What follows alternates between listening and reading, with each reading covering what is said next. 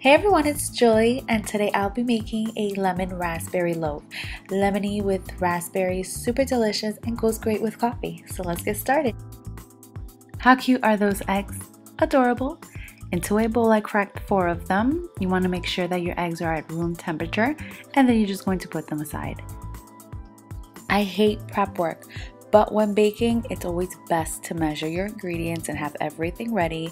So you might be tempted to zest or squeeze lemons into your batter, but let's just get it out of the way now. So that's what I did. I zested about 5 to 6 lemons, and I wanted to show you their new haircut. They were a little shy. There we go. Also try to use as little as possible of the white pith. It's really bitter, so don't scrape too hard while you're zesting. So now we're just going to squeeze our lemons. You can use a lemon squeezer or a fork. I just did a quick one for the camera. My assistant took over while the camera was off. I wish. So I added my buttermilk to my lemon juice, and I sifted my all-purpose flour with the salt, baking powder, baking soda. And that's it for prepping. Now it's the fun part. Now we're just going to throw everything else into our bowl and mix. I started it off with some softened butter. Mix that. Add your granulated sugar. Let it become light and fluffy. And then we're going to add our 4 eggs one by one. And this is another reason why I like to prep everything from the beginning, so you don't have to shut your mixer on and off to run off and get ingredients. The only time I shut my mixer off is when I want to scrape the bottom of my bowl or when I'm completely done. Throw in your lemon zest, your vanilla extract, and like always, I start with the dry ingredients and finish with the dry ingredients. Just makes sense, don't go against me. And don't think I forgot to add the lemon juice. If you remember early on, I combined the lemon juice and buttermilk together. And yeah, unfortunately, I've made lemon loaf in the past and forgot to add the lemon juice, but not this time. Also, if you don't have buttermilk at home, you combine regular milk and vinegar, and voila, that's buttermilk.